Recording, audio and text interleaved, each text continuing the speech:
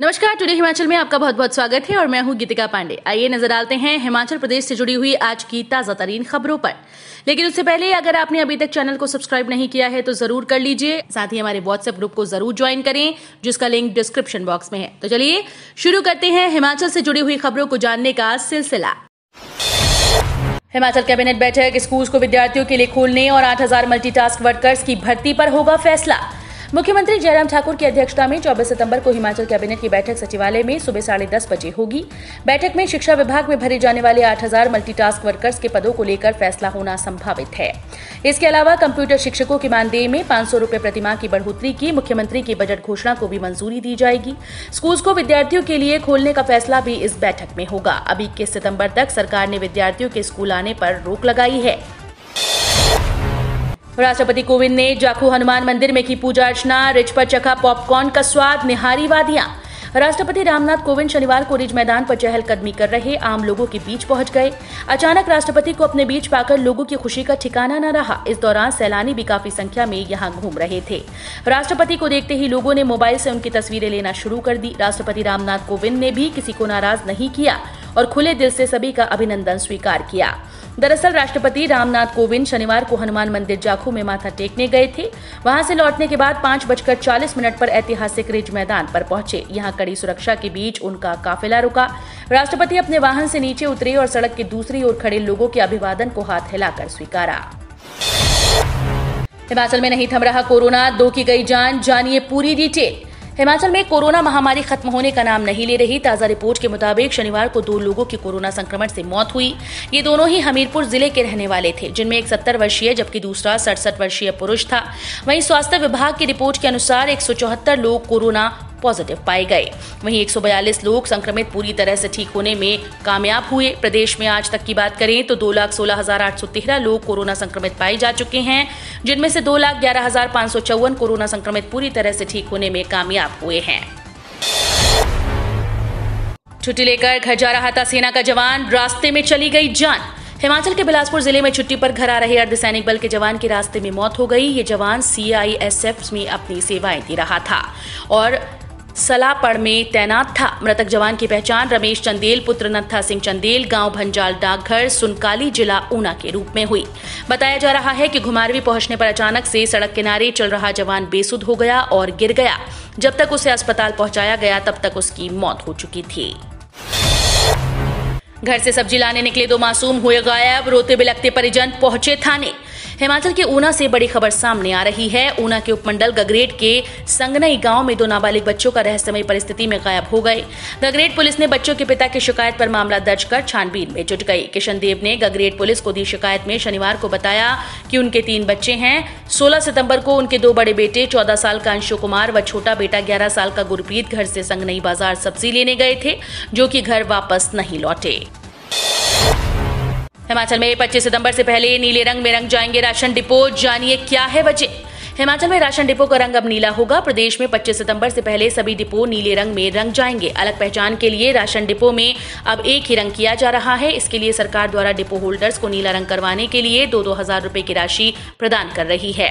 25 सितंबर को केंद्रीय खाद्य और आपूर्ति मंत्री पीयूष गोयल पीटर हाफ शिमला से प्रधानमंत्री गरीब कल्याण अन्न योजना के लाभार्थियों से वर्चुअल संवाद करेंगे। हिमाचल में 2 दिन भारी बारिश का अलर्ट, कुल्लू में चट्टानें गिरने से घर को नुकसान।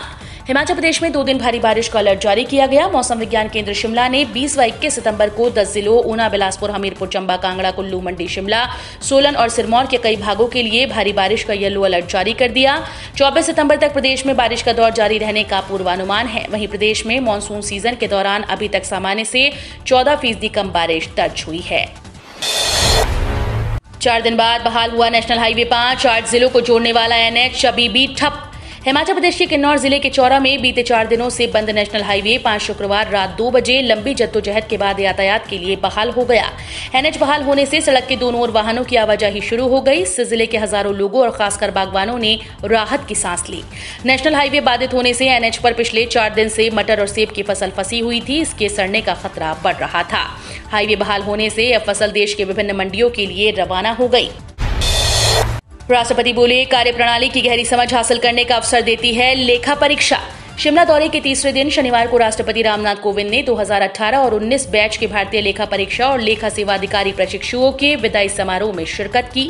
उन्होंने कहा कि यह गर्व की बात है कि सर्वोच्च लेखा परीक्षा संस्थान के रूप में CAG को संयुक्त राष्ट्र जैसे विभिन्न महत्वपूर्ण बहुपक्षीय निकायों की लेखा परीक्षा जिम्मेदारी के लिए चुना गया। पिछले 18 महीने देश के लिए बहुत ही कठिन रहे हैं। कोविड-19 के कारण अर्थव्यवस्था पूरी तरह से प्रभावित हुई है। विदेशी सेब के पौधे बेचने वाली 3 नर्सरीज पर पाबंदी। विदेशी सेब के पौधे बेचने वाली 3 नर्सरीज पर विभाग ने पाबंदी लगा दी। उद्यान विभाग ने सेब के पौधे आयात करने के सर्टिफिकेट रद्द कर दिए। ये पौधे विदेशों से 1 साल तक क्वारंटीन नहीं किए गए थे और गलत तरीके से बागवानों को बेचे जा रहे थे। मुख्यमंत्री सेवा संकल्प हेल्पलाइन 1100 में शिकायत के बाद विभाग हरकत में आया। सोशल मीडिया पर सेब के पौधों का प्रचार करने वालों पर नकेल कसी। हिमाचल सरकार नर्सरी एक्ट 2015 के तहत कार्रवाई की है। बीटी द्वितीय वर्ष में प्रवेश के लिए शेड्यूल जारी। हिमाचल प्रदेश विश्वविद्यालय के यूनिवर्सिटी इंस्टीट्यूट ऑफ टेक्नोलॉजी ने लेटरल एंट्री योजना के बीटेक द्वितीय वर्ष में सीधे प्रवेश के लिए शेड्यूल जारी कर दिया। इसके लिए 21 सितंबर को संस्थान में काउंसलिंग होगी। वहीं बीटेक कोर्स में प्रवेश के लिए ओपन राउंड की प्रक्रिया में आवेदन को ऑनलाइन फॉर्म वेबसाइट पर उपलब्ध करवा दिए गए हैं, जिसे 20 सितंबर तक भरा जा सकेगा। ओपन राउंड की काउंसलिंग 23 सितंबर 2021 से होगी। 947.47 करोड़ रुपए के निवेश को मिली मंजूरी। 4,442 लोगों को मिलेगा रोजगार। सीएम जयराम ठाकुर की अध्यक्षता में आयोजित राज्य एकल खिलाड़ी स्वीकृति और अनुश्रवण प्राधिकरण की 19वीं बैठक आयोजित की गई। बैठक में नए औद्योगिक उद्यम स्थापित करने और वर्तमान इकाइयों के विस्तार की 8 परियोजनाओं के प्रस्तावों को स्वीकृति प्रदान की गई। कुल्लू में दलित व्यक्ति की हत्या मामले पर कांग्रेस ने की न्यायिक जांच की मांग। हिमाचल में बिगड़ते लॉ एंड ऑर्डर को लेकर कांग्रेस के प्रदेश अध्यक्ष ने सीएम जयराम ठाकुर को निशाने पर लिया। उन्होंने कुल्लू में परसराम व उनकी पत्नी पर किए गए जानलेवा हमले को लेकर न्यायिक जांच की मांग की है। वहीं अब इस मामले में जाति का एंगल भी जुड़ गया। दरअसल दलित व्यक्ति की बेरहमी से पिटाई के बाद उसकी इलाज के दौरान मौत हो गई थी। मंत्री वीरेंद्र कंवर बोले, विलेज टूरिज्म को बढ़ावा देगी हिमाचल सरकार। शी हॉट को मिल रहा बेहतर रिस्पॉन्स। हिमाचल सरकार पर्यटन के साथ साथ अब उद्योगों पर भी फोकस कर रही है। सरकार हिमाचल FMCG सेक्टर की तरफ निवेश बढ़ाने की ओर अग्रसर हुई है। जयराम सरकार में कृषि मंत्री ने कहा कि वीरेंद्र कंवर ने कहा कि सिरमौर में तैयार की गई थी शी हॉट को बेहतर रिस्पांस मिला है, जिसकी तर्ज पर सरकार अब सूबे भर में शी हॉट स्थापित करने जा रही है। हिमाचल में पहाड़ी से मकान पर आ गिरी चट्टान, बाल बाल बचा परिवार। हिमाचल में बारिश से बहुत सारी जगहों पर नुकसान हुआ। कुल्लू में मणिकर्ण घाटी के शारनी पीड़ी मार्ग पर सुबह के समय लैंडस्लाइड हुआ, जिसके कारण साथ लगते रोपा सेरी गांव में एक मकान को भी खासा नुकसान पहुंचा है। पहाड़ी से गिरी चट्टान सीधे एक मकान पर आ गिरी, जिसमें परिवार बाल बाल बचा। इसके अलावा ये सड़क मार्ग भी वाहनों के लिए बंद हो गया। कैंटर की चपेट में आया बाइक सवार, गंभीर हालत में चंडीगढ़ रेफर।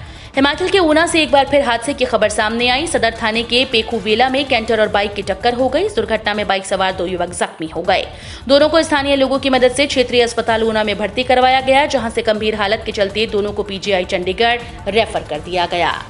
तो ये थे हिमाचल प्रदेश से जुड़े हुए आज के ताजा तरीन समाचार। उम्मीद करते हैं आपको जरूर पसंद आए होंगे। थोड़े से भी पसंद आए हो तो चैनल को सब्सक्राइब और वीडियो को लाइक करना बिल्कुल ना भूलें।